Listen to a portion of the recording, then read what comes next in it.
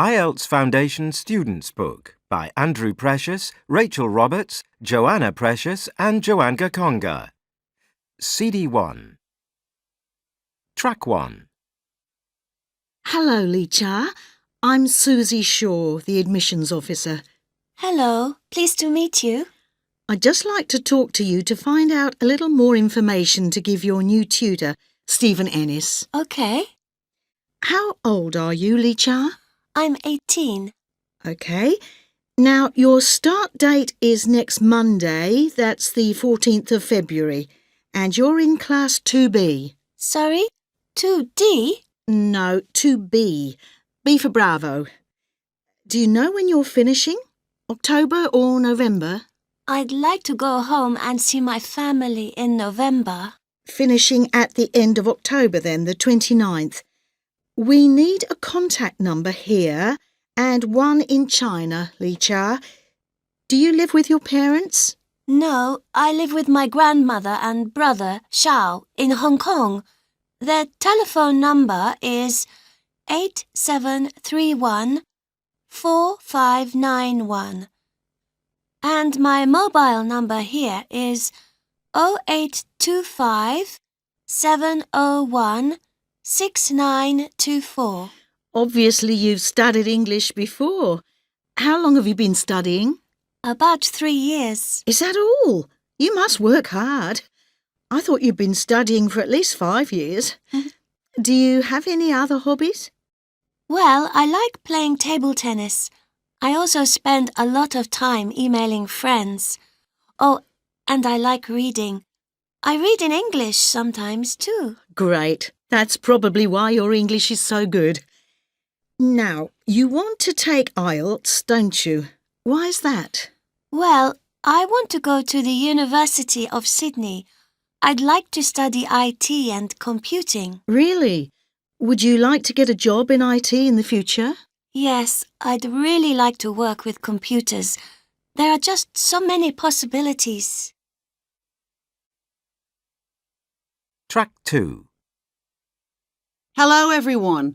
Thanks for coming this evening. I've been invited here tonight by the International Student Society to talk a bit about culture shock. For many of you who have recently arrived from your home countries, life here in New Zealand must seem quite strange and different to you in many ways.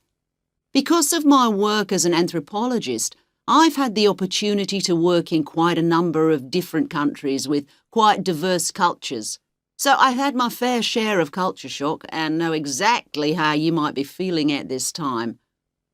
Tonight, I want to talk a bit about my own experiences of culture shock and then go on to give you a few hints on how to minimise the effects. I first left New Zealand when I was only 22 to do some research work on the island of Sumatra in Indonesia. I was interested in learning all about the country and the people, but I was particularly fascinated by the architecture. In the part where I was working, the buildings have beautiful curved roofs that I had never seen before, and I loved them. Track 3. Life in Indonesia is very different from life in New Zealand, and at first I found it very difficult to adjust. The worst thing was looking different to everyone else. I'm about average height in New Zealand, but in Indonesia I was much taller than most people and it made me feel very uncomfortable. One of the best things, though, was the food. A change in diet can be one of the biggest problems of moving to a new country, but for me, Indonesia was not difficult from that point of view. I'm very keen on spicy food, and there is an Indonesian chicken curry called rendang that is out of this world. Climate can be another thing that people find it difficult to adjust to. I found working in Egypt very difficult because of the extreme heat. In contrast, living in Finland was hard because during the winter months the days are so short. Where I was in the north, it was only light for about 4 or 5 hours a day in December. By the end, I was pretty good at cross-country skiing, though. Language is often one of the biggest barriers when you're settling into a new country, but I'm quite good at learning them, and this hasn't usually been a problem for me. However, Japan was quite different. I had learnt some spoken Japanese before I went, but I hadn't tried to learn to write. So initially I was a bit nervous about going to a country where I couldn't read anything. This did make life a lot more difficult for me. I couldn't read the destinations on buses or menus in restaurants or even road signs. Sometimes it can be very small things that you're not used to that can make you feel the most homesick. For me, in China, it was connected with eating again. I really love Chinese food, but I found it very difficult to eat with chopsticks. I did learn eventually, but I still prefer a fork. One of the best things about my stay in China, though, was the professor I was working with at the university. He was really enthusiastic about his work, and that made my job very satisfying. OK, well, enough about my experience. Having mentioned some of the problems I faced, I want to look a bit more generally at how you can adapt to culture shock. So first of all, I advise... Track 4. 1/3. 3 million tons. 59%. 54 degrees Celsius. $450. 3/4. 30 kilos. 6,900 meters. The 27th of December, 2017. Track 5. And today, James is going to give us his presentation on household waste disposal. James, are you ready? Yeah, thanks. Well, when I was deciding what to do for this presentation, this topic really attracted me because it's such an important issue and it's going to become even more important in the near future when new European law comes into effect. If you have any questions as I go along, please feel free to ask and I'll do my best to clarify things. OK. I think the facts and figures speak for themselves. On average, we produce 30 million tonnes of solid household waste every year, or around half a tonne per person, which is a tremendous amount if you think about it. And obviously, it's vital that waste is minimised and disposed of in a way that protects our environment and our health. We're talking about waste food products, packaging, newspapers, glass, garden waste and so on. In fact, some studies have shown that almost 2/3 of our waste is biodegradable. Food, paper, natural textiles, for example, and glass, which of course can be recycled, makes up about 10%. Sorry to interrupt, but can I just ask you if those figures are for the UK only, or are the proportions the same in other countries? No, that's fairly universal, at least in the developed world. But different countries do have very different levels of recycling. In Britain, for example, we bury in the region of 25 million tonnes of biodegradable waste. This is known as landfill. I'm sure you can imagine that this is a limited option, particularly in a country with a small amount of land. As well as this, 2.5 million tonnes is burned to produce electricity, which is better, but still has environmental problems associated with it. And 2.5 million tonnes is recycled or composted. This is the current situation in the UK? Yes, it is.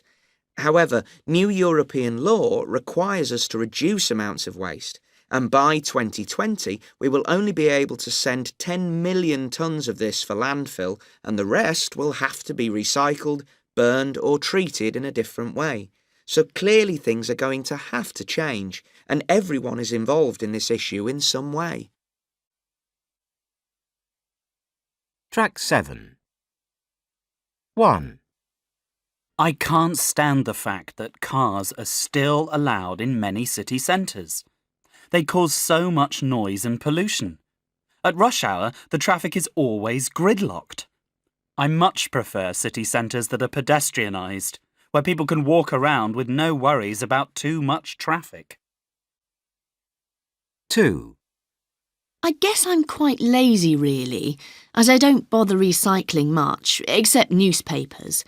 I know we should try and reuse our resources if possible, but sometimes it's just not convenient. I do feel a bit guilty about adding to the amount of landfill, but I'm convinced that more people would recycle stuff if there were better facilities and it was generally easier. 3, Well, there are quite a lot of alternatives. There's solar power, wind power, even wave power, and of course nuclear power. Some people say that nuclear power is too dangerous, but if you ask me, it's our only real option. The others just don't produce enough power, do they? Track 8. Hello, National Train Inquiry Line. Can I help you? Yes, please. I'd like to find out about times and prices of trains to Edinburgh. Fine. And which station will you be travelling from? Birmingham. And when would you like to travel? Friday, March the 4th. Will that be a single or return? Return, please. Standard or first class? Standard. And what time of day would you like to travel? In the morning, please. Round about 8 o'clock. Right. Well, there's a train which leaves Birmingham New Street at 8:05, arriving in Edinburgh at 12:38. OK, let me write that down. Leaving at 8:05 and getting there at what time? 12:38. 12:38. Thanks. Do I have to change trains? No, it's direct. And what about the one after that? The next one is at 9:15, arriving Edinburgh at 14:35 with a change at Stockport. OK, leaving 9:50, arriving 2:35. No, 9:15. Oh, OK. And what about coming back? What time would you like to leave? Late afternoon, please. Right. There's one at 16:45, which is direct, and gets to Birmingham at 20:21. And the one after that leaves at 18:05, arriving at 21:57, including a change at Manchester. Oh, would that be Manchester-Oxford Road? No, it's Manchester Piccadilly. Track 9. Right. And how much is the cheapest ticket? Well, it depends. If you can leave after 9 a.m, it's cheaper. There's an Apex Super Saver, which you have to book at least 14 days before you want to travel. That costs £33.50. 33... 50. OK. And what happens if I want to leave before 9 a.m? If you can book 7 days in advance, then you can buy an Apex Peak Saver. That costs £41.30. But if you can't do that, the next cheapest ticket is the Standard Saver, which costs £54 return. So it's £41.30 if I book 7 days in advance. Yes. And £45 if I don't. No, it's £54 for the Standard Saver. Oh, OK. If you can travel on a different day of the week, then we have the Off-Peak Saver at £38. But I can't travel on a Friday for that fare? That's right. Fine. Thanks very much for your help. You're welcome. Bye. Bye. Track 10. Hello, can I help you? Yes, I hope so. I've just arrived and I'm trying to find my way around the train station. Can you tell me where the ticket office is? Yes, of course. Look over there, to your right. The ticket office is to the right of the cafe, as you look at it. Oh, yes. Thanks. And are those the platforms straight ahead of us? Which one do you need? I think I need platform 15. Yes, platform 15 is in the far corner. Sorry, I can't see it. Just there, behind the flower shop. Oh, yes. Great. Just one more thing. Can you tell me where the toilets are? Sure, they're over there, on the left, behind the newsagents. Thanks for all your help. No problem. Track 11. Hello. Can I just have your attention for a minute? Thank you. My name is Mary Golding. Some of you may recognise me. I used to be a teacher here at the college, but I changed jobs last year, and I now work as the student officer. OK, well, I'm in today to tell you about a trip that we've got going to Paris. Well, this will be a good chance for those of you who haven't been to France before to have a look at another country. And Paris is very beautiful. We'll be visiting many of the major tourist sites, sampling some French cuisine, and you'll all be able to practice your language skills. This year there are 30 places available, a big increase on last year when only 20 were able to go. At least 4 members of staff will be travelling too. I think those of you who come will thoroughly enjoy it. The trip is going to be for 5 days. Originally, we planned to leave on Friday, the 30th of March, but this has been changed and we will now depart on Saturday, the 31st of March. We'll be leaving pretty early in the morning, 7 o'clock from college, so you'll have to set your alarm clocks, and we'll be going through the Channel Tunnel on the train, so no ferries or coaches for those people who get seasick or travel sick. We aim to leave Paris on Wednesday at about 11 in the morning and should be back by 10 p.m. that night. Track 12. So, what will we be doing when we get there? If you look at the diagram of Paris that I've given you, you can see that we're going to be staying in a small hotel near the centre of town. It's actually in the area called Montmartre. The accommodation will be shared, so you'll be in a room with one of your friends. You can obviously choose who you'd like to share with. On the first day we're in Paris, we'll be going on a boat trip up the River Seine and up the Eiffel Tower, the famous monument in the middle of Paris. There should be a good view from up there. Both of these things are included in the cost of the trip, so you won't need to worry about spending extra money. On the second day, we'll be going to Notre Dame, which is a large cathedral with beautiful stained glass windows. There's no admission charge for this, but there are lots of souvenir shops around, so you might need some money for those. There will be lots of time for having a look around on your own and doing some shopping. I know that some of you are very keen on that. On the third day, our last day in Paris, you'll be free to do whatever you like. You could go to an art gallery. For example, the Louvre is a very famous one, where you can see the Mona Lisa. You'll have to pay to get in there, but it's not expensive. The biggest problem is that the queue to get in is often very long.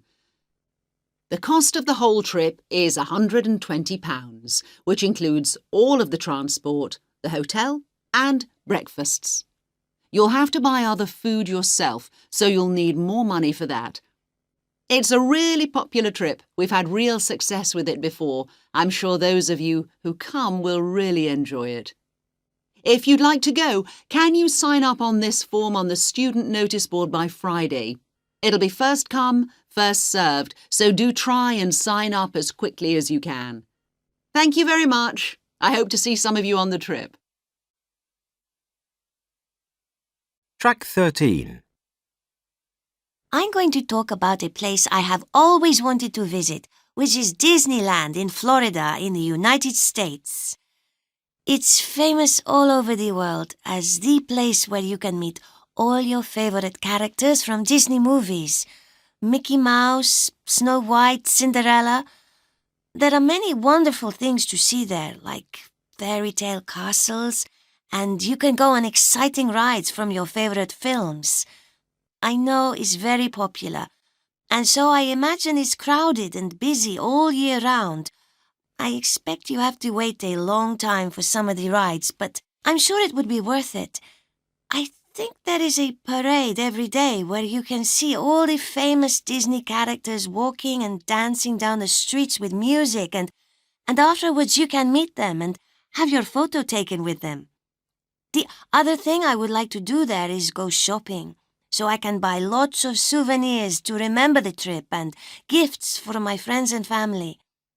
The reason I would like to visit Disneyland is it has been a dream of mine since I was very small.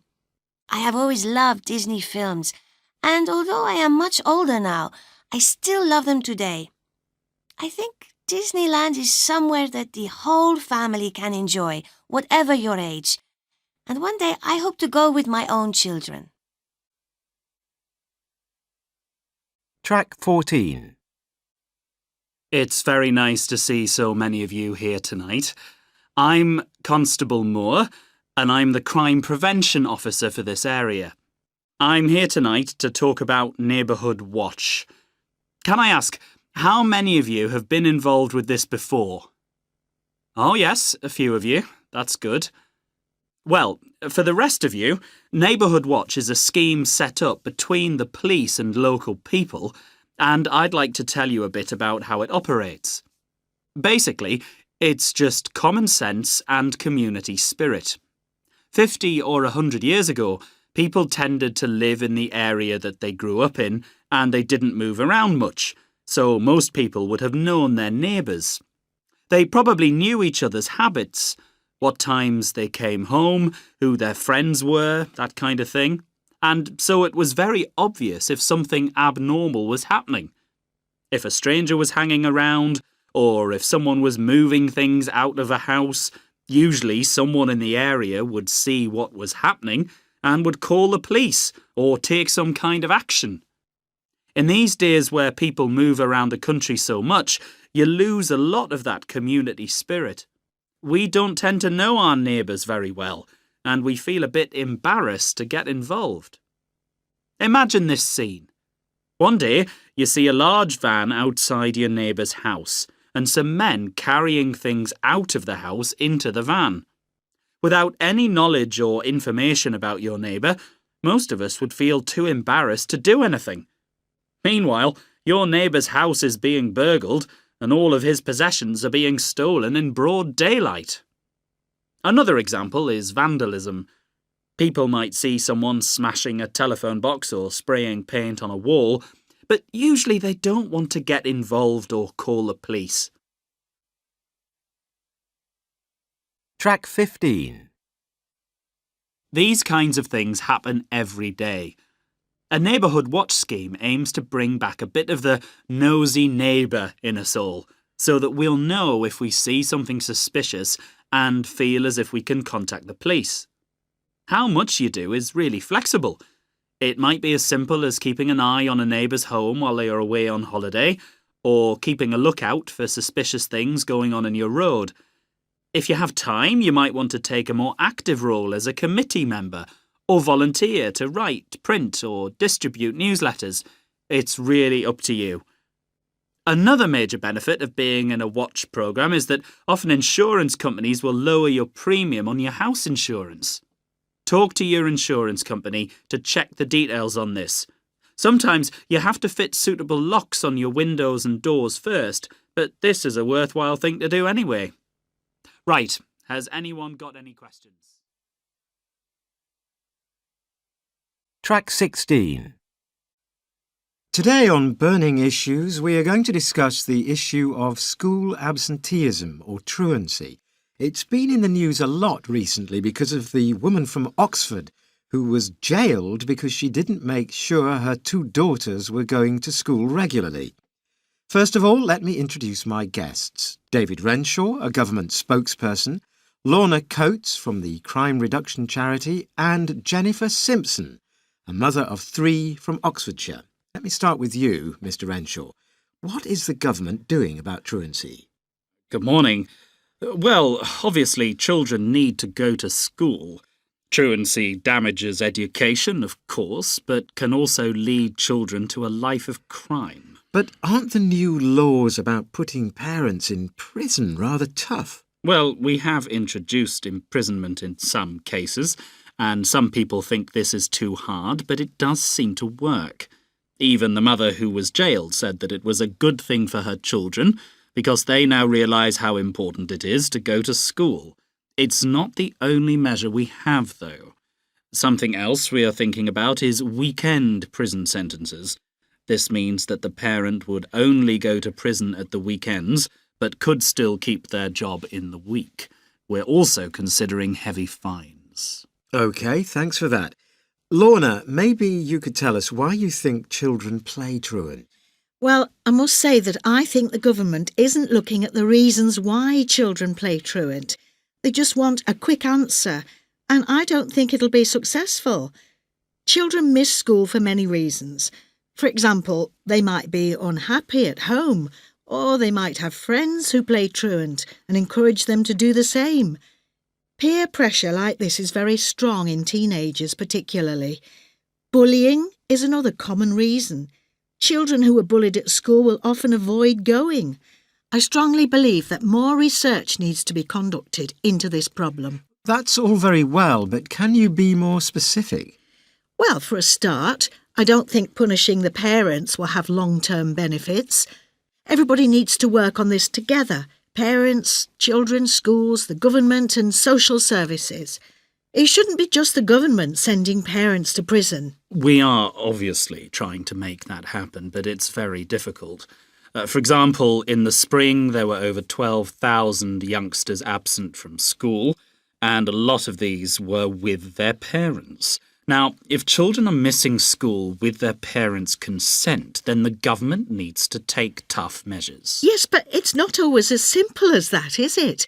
What I'm saying is that we need to look at the reasons why this is happening.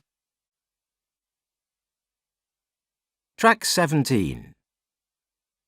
Right, let's look at it from a parent's point of view. Jennifer, you live in Oxford and have 3 teenage children. That's right. So how do you feel about this issue? Do you think that the parents are responsible for children playing truant? Well, I think Lorna's right that it is a very complex issue, and I tend to agree that you can't punish the parents for the child's behaviour. If a parent is sent to prison or fined heavily, this isn't going to help us to understand the main reasons why their child is missing school. If the child is unhappy or depressed about something at school, this isn't going to help, is it? A good point, Jennifer. So what would be better? I think the emphasis should always be on the child. You need to find out why he or she is missing school. Then you can make decisions on that information about what to do. Jennifer's right. And can I just add that this is the approach that our charity would advocate too? Counselling is another effective option. Wouldn't you agree, Lorna? Well, it's certainly a possibility. Do you have anything else to say, Mr. Renshaw? I can assure you that the government is considering all of these points, and I should add that nothing is definite yet. We are still at the proposal stage. OK. Thank you all very much for contributing to this discussion. And on tomorrow's programme... Track 18. Well, that's a good question. This has actually happened to me and some of my friends. Last year, I left my mobile lying on a desk in a classroom, and when I came back after break, it was gone. I think what people should do is be very careful about personal security and always keep their valuables in a safe place. Personally, I think it is a good idea not to show off expensive items like phones, as this may tempt some people to steal them. Yes, I think that's very important that there are strict rules on the road to make sure that motorists drive more carefully. For example, in my country, the government introduced stricter speed limits about 3 years ago, which was very unpopular at the time. However, even though we have only had the law for a few years, the number of accidents on the roads has decreased significantly. I'd say that stricter penalties have also made people think more carefully about the way they drive. Some people say that speed cameras are a good way to stop drivers going too fast, but I'm not sure that they are effective. Possibly. But as far as I know, the police in my country earn quite a lot compared with other jobs, and although their job can be dangerous and difficult, I believe that it would be better to put more money into education or healthcare. Track 19. Hi, John. How you doing? Oh, hi, Sal. Not too bad. Just beginning to realise that it won't be long before I have to start looking for a job. But the spring term's only just started. I know, but think how fast the last 2 terms went. We'll be finished before we know it. I guess you're right.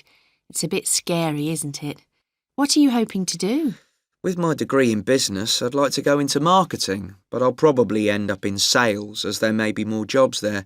So I'm not totally sure at the moment. Oh, that reminds me. There's a careers talk next week which we could go to if you fancy it. Anyway, what about you? Any plans yet? Well, I really want to get a job overseas. My sister and her 2 kids live in Australia. She's a doctor. And I'd love to go out there. But before that, I'm going to look for a job teaching English somewhere in Asia, possibly in China. Really? That'd be great. I'll come and visit you. Yeah, OK. Apparently there's a big demand for English teachers in China. But I'm a bit worried as I'm not really sure how to go about finding a job or how to sell myself. And to be honest, I don't know how useful this type of experience will be for my long-term job prospects in this country. It's difficult, isn't it? So, what are you doing next Wednesday? Shall we go to this talk? Who's the speaker then? It's a guy called Adam Lorimer, one of the careers advisors. He once came in and talked to us about writing CVs. I thought he was quite good. He used to work in human resources, apparently, so he should know what he's talking about. OK.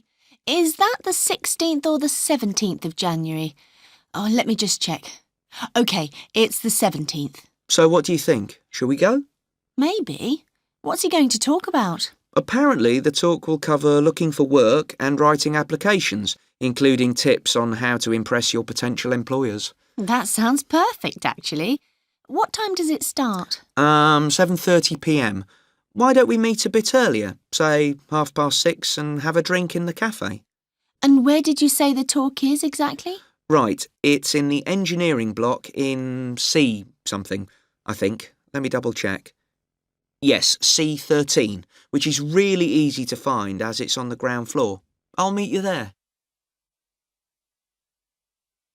Track 20.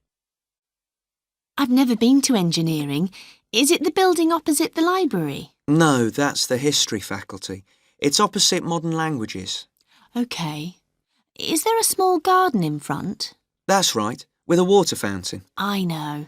After you've walked in the main entrance, you'll see a cafe directly in front of you. We could meet there, and the room where the talk will take place is next to that. Hold on, so C13, the venue for the talk, is straight ahead after I've entered the building? Well, slightly to the left from where you are after you've gone into the foyer area. I think there's a laboratory immediately on your left when you go in. If you have any problems, there's a reception area to your right next to a big lecture theatre. Think I've got it.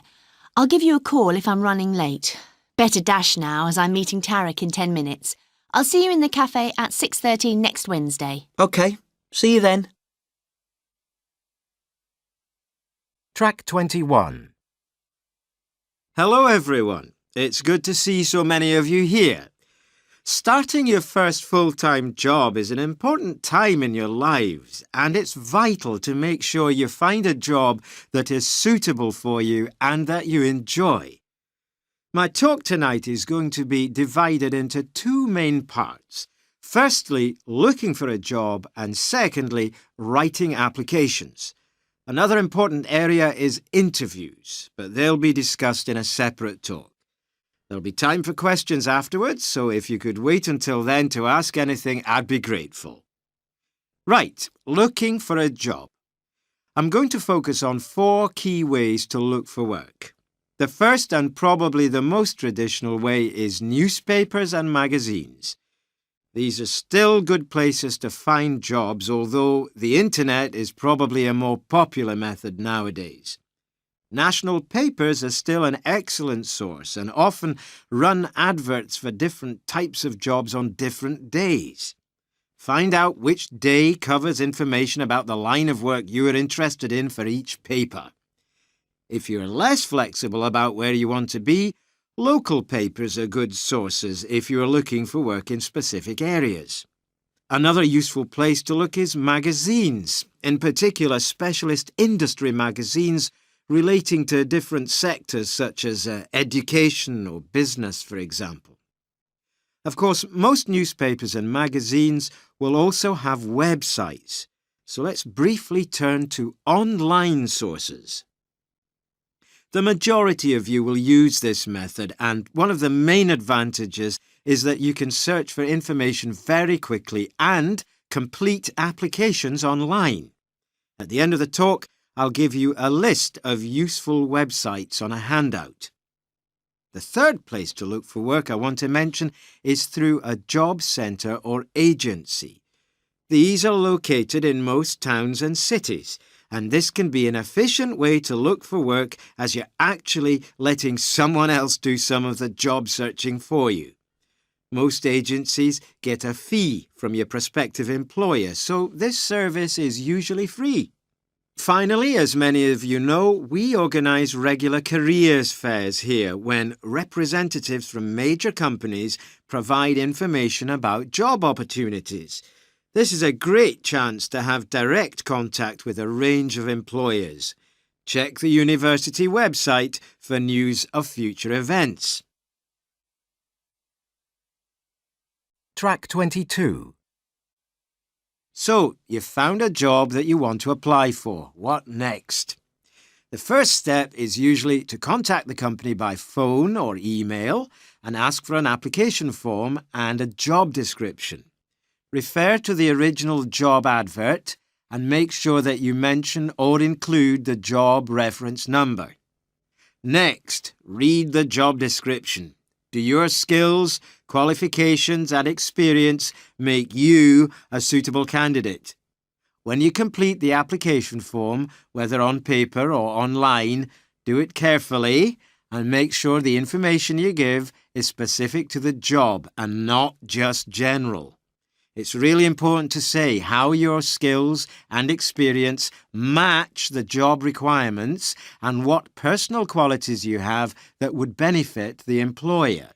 Remember, this may be your first contact with the employer and first impressions count. So, if the application form is untidy, incomplete, or contains loads of spelling mistakes, then it's likely to go straight in the bin. After you've completed the form, most applications will also ask you to include a covering letter. It is important to write a brief, formal letter or email about your interest in the job and your general suitability for this position. Don't go into too much detail at this point, as the vital information will be on the form. Finally, it's always a good idea to get someone you trust to check the form, maybe a close friend, a tutor, or one of your parents. They might spot something that you haven't noticed. If it's all okay, send off the application form so that it reaches the company before the deadline. The main thing to remember is that the perfect job for you is out there. If you don't get the first one, just keep trying. Does anyone have any questions? Track 23. In the first part of today's lecture, I would like to introduce you to the topic of globalization. I will start by considering what globalization is. Secondly, I will explain something of its history. Finally, I intend to look at who the main players in globalization are, both for and against it, and briefly summarize their arguments. So, let us begin with what may seem an obvious point. What exactly is globalization? A lot of people think it is mainly about economics or increased global trade. However, it can also be seen as increased cultural and technological exchange between countries. Examples might be McDonald's in Calcutta and Japanese motor technology in Britain. Now let us look a little at the history of globalization. There is no agreed starting point, but it could have been about 100 years ago. Certainly, there was a big expansion in world trade and investment then. This was put back considerably as the capitalist world came up against the First World War and then the Great Depression in 1930. However, the end of the Second World War set off another great expansion of capitalism in 1948 with the development of multinational companies. These were companies interested in producing and selling in the markets of countries all around the world. Finally, globalization really took off when the Soviet Union collapsed. It's important not to forget the importance of air travel and the development of international communications. The telephone, the fax, and now computers and email have all encouraged the progress of international business. Track 24. Turning now to the main players involved in globalization, we find that there is a clear division between those who are pro-globalization and those who are anti. The main organizations against globalization are the environmental organizations, such as Friends of the Earth and Greenpeace, who put forward the belief that globalization harms the environment. In general, they blame global corporations for global warming and the depletion of natural resources. The most obvious is oil and gas, but there are others such as tropical rainforests, which are cut down for timber, and the resources of the sea, which may be affected by pollution. Organizations which represent developing countries, including international aid agencies such as Oxfam, are also against globalization. They are concerned that the global organizations such as the International Monetary Fund and the World Bank are not doing enough to help the poor, and indeed may be adding to their problems. Some are critical of the World Trade Organization. They argue that the WTO is making it difficult for poor countries to protect and build their own industries. Many companies in rich countries also oppose globalization because they are worried that competition from imports will cost them money. A good example is companies that make clothing and shoes.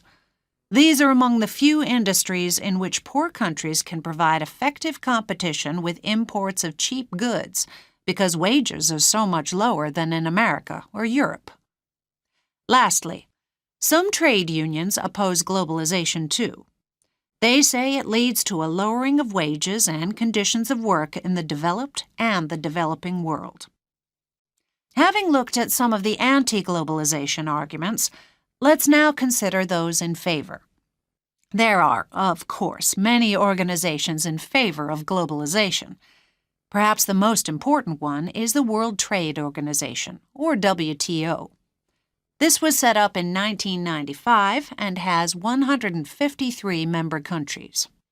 It administers the rules of international trade agreed to by its member countries. The WTO's rules make it difficult for a country to favor their own industry over imports from other countries. The WTO argues that the growth of trade between countries increases the wealth of everyone. Trade allows those who can produce goods most cheaply to do so, thus giving everyone the best possible price. Another pro-globalization organization is the International Monetary Fund, or IMF. This was established after World War II in 1946. It aims to promote international cooperation on finance and provide temporary help for countries suffering financial problems. The IMF has 187 member countries. Finally, the United Nations, which was established after the Second World War, has become a promoter of globalization. It has 193 member states and aims to promote a shared set of values in the areas of labor standards, human rights, and environmental practices between the UN and the business community. So, we've seen that there are powerful arguments and important players both for and against globalization. I'd now like to move on to look at some of the key issues for debate. Let us begin by considering the question of global inequality. IELTS Foundation Students Book. Published by Macmillan Education, a division of Macmillan Publishers Limited. Copyright Macmillan Publishers Limited 2012.